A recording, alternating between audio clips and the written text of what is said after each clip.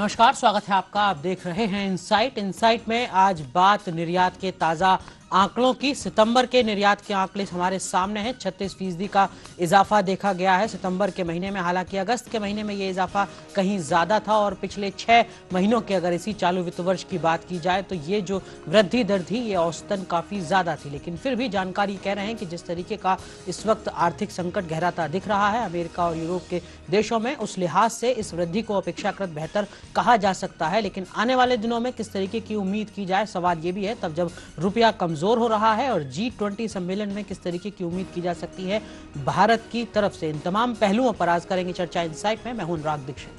Certainly, it's a talk of economics all the way when you talk about the global economic crisis, and of course, amidst all, there is some sort of refreshing sign coming from the export sector. But what it really means for the Indian economy and also for the export sector in particular and the exporters to which incentives have been offered by the government, we'll discuss all of this in the next 30 minutes of Insight. I'm Shalini Varma.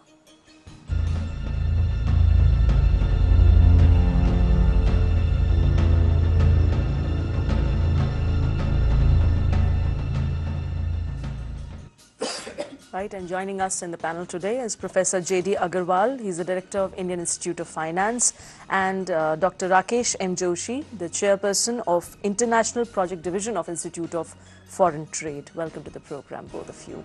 Let's start with you, Dr. Joshi. What is exactly your assessment of these figures? Though not, one would say that they are a bit encouraging at this time of crisis, but when you compare it with the last time's figure, you'll find it a bit low this time. No, you are right, but the despite of the global slowdown which you are seeing in the euro crisis and the crisis in the US, I think these figures are extremely satisfactory even now. But let's not go absolutely by the figures, but see the trend. If you look at July, the export growth was about 82%. Then in the August it came to 44, and now it is coming to 36. So this is one thing, and with this we need to achieve about 290 to 300 billion dollars of the export target by the end of this fiscal year. So this is important, but under the given situation, I think the situation is extremely satisfactory. India has done considerably well as far as the diversification of our market is concerned and the diversification of the product is concerned. Dr. Agarwal, sorry, I'll have to interrupt you here for a while. We are joined by the Commerce Secretary, Dr. Rahul Khullar, right now on the phone line. Thanks very much, Dr. Khullar, for joining us here in Insight. We would like to know as to how would you like to respond to the export figures? Are they encouraging? Yeah, I think the first 6 months have been generally very encouraging. Exports have been 160 billion, and that is over 52%, 54% higher than last year at the same time. Important aspect that he has talked about, that is the productive capacity of the country should be enhanced so that, this dependence to some extent can be overcome. What is your view? No, this is one aspect, but I do not agree with the Professor Agarwal because import elasticity of India is, it is very inelastic. For any of our industrial growth, we are extremely dependent on import of petroleum, which amounts about 33-34% of our import. Now this petroleum, especially what we import, goes for industrial production. And since we do not have, so any slump even in import of petroleum indicates a deceleration in the industrial activity in this country. The same thing what Dr. Khullar was also saying is, two things. One is on edible oil, on pulses, we have got very little flexibility. So these things that we need to improve. One thing which he has brought out is what we call as the consumer goods, importing consumer goods or reducing consumer goods. So what is happening is, in the today's world, it is looking extremely difficult to import or restrict import of consumer goods.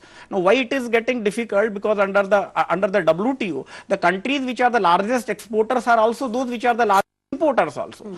And if the 6 month or 1 year, why you go for 6 months? You can have an analysis of about last 50 years. You see in 1948 when China's exports was 0.9%, today is 10.4%. It is the highest exporter in the world. Wherein now America's export, which was 21-22% in 40 America's export now is 8.4%. US, second largest exporter in the world, has got 2% less export from the first exporter, China. So gap is huge. And what is India's export? Our export is 1.4%. Now in case you see year by year growth, India versus China, in case they have improved 2% share in the world market, we could improve, only marginally 0.2-0.3%. So there is a lot of, when you talk about the comparative study, if you do on emerging economies like India and China, there are a lot of things that India really needs to do here. जो बात यहाँ पर professor Agarwal कह रहे हैं कि जब हम अंतर्राष्ट्रीय देशों स्तर पर तुलना करें अपने निर्यात की, तो चीन से कम तुलना ना करें। काफी मायनों में अलग अलग है चीन में काम करने का तरीका और भारत में काम करने का तरीका। आप सहमत हैं इन तमाम तर्कों से? नहीं, मैं मेरे ख्याल से इसमें नहीं पढ़ना चाहूंगा कि इन्होंने दो चीज जैसे बताई कि चीन जो है उसका माल बहुत कॉम्पिटिटिव है, इसमें कोई दौराय नहीं है कि बिकॉज ऑफ इंपॉर्टेंट चीजें, because of a very large scale of production in China, their products are extremely competitive in the market and there is no shortcut, then we make our products competitive in the market. Our industry has to work on that, our manufacturers have to work on that, even government has to because market does not go by the policy of Ministry of Commerce either of India or China. It goes by the exactly the sentiments of the price and the demand. In case a country can sell its product at a competitive price, I do not think that any other country can compete unless we make our products very competitive. Government's role or government support is one thing. Abhi in case we talk of our market, say हमारे बड़े बाजार क्या है? Our big market one is the UAE. UAE is our traditional market. UAE, the goods which we export, the basic goods which we export is basically consumption of people of Indian origin, because in UAE 65% population is Indian population. So in case ये market तो खत्म हो गया. China is our third largest market or big. China what we are exporting is only raw material minerals. China is getting raw material minerals, they are processing and exporting it others. So China is getting the benefit of the value addition. We are, rather than exporting the raw materials, the basic, the minerals, we need to add value to that. So value added product and then the branded product we need to export. आपको लगता है कि जो निर्यात की इस वक्त नीति है, जिस स्तर पर निर्यात हो रहा है, उस बारे में आमूलचूल परिवर्तन की जरूरत है, नए सिरे से सोचे जाने की जरूरत है?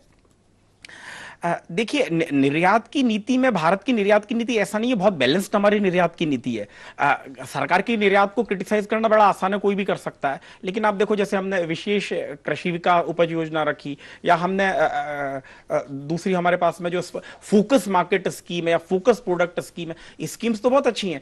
एंड फोकस मार्केट और फोकस मार्केट स्कीम से हमारा मार्केट डाइवर्सिफाई निश्चित रूप से हुआ है, हालांकि वो एग्जिम स्क्रिप्ट बहुत थोड़ी ही है। थोड़ी सी प्रॉब्लम मुझे फोकस मार्केट स्कीम में हमारी ये लगती है कि आपने इतने 90 से भी ज्यादा मार्केट फोकस मार्केट कर दिए। So many markets been focus the very focus of the focus is lost. तो we have to be very focused in our approach, in our these policies. और ये सब तो ठीक है जो हम दे रहे हैं, and these are the short term incentives that we can give, this is perfect, but on a long term we need to come out with a strategy where in we pay more attention to the value added product. There is an important आखिर में बिल्कुल G20 में किस तरीके की उम्मीद करें भारत के लिहाज से, बहुत संक्षेप में? हाँ, इसके अंदर G20 में जो नॉन टेरिफ बैरियर्स जो डेवलप्ड कंट्रीज कर रहे हैं, भारत उसके लिए बहुत पहले से ही इस बात को उठा रहा है, क्योंकि WTO रिजाइम के अंदर tariff becoming more and more transparent, the whole war is on the non tariff barriers.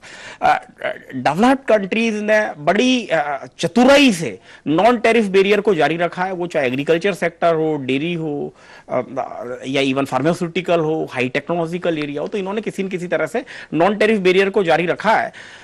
और आप देखिए अमेरिका तो actually has fulfilled its commitment of integrating reduction of the subsidies on agriculture by actually increasing it in absolute terms. चलिए, जो कार्यक्रम में समय है वो पूरी तरीके से खत्म हो रहा है, माफ कीजिए आपको रोकना होगा, समय खत्म हो रहा है, समय में इसकी इजाजत नहीं देता, लेकिन बहुत संक्षेप में। लेकिन आने वाले टाइम में आप विकसित देशों से कतई इस चीज की उम्मीद ना करें कि ये नॉन टेरिफ बैरियर को कम करेंगे, बल्कि इनकी समस्या के कारण ये नॉन टेरिफ बैरियर आने वाले टाइम में बढ़ने वाले हैं। सबको देखना होगा G20 में भी किस तरीके की बात बात सामने निकल कर आती है। हालांकि डॉलर मजबूत हो रहा है, रुपया कमजोर हो रहा है, उसका भी किस तरीके का असर दिखता है ये भी देखने वाली बात होगी। हालांकि यहाँ पर जो चर्चा के दौरान बात निकल कर आ रही है वो ये कि सकारात्मक आंकड़े हैं और आने वाले दिनों में भी अच्छी ही नतीजों की उम्मीद की जाए। That is right, but short-term measures are not enough and long-term measures are certainly required. Thanks very much. Thanks very much, gentlemen, for talking to us. We leave you with this weather report. That's all we have for you in this edition of Insight. Bye-bye.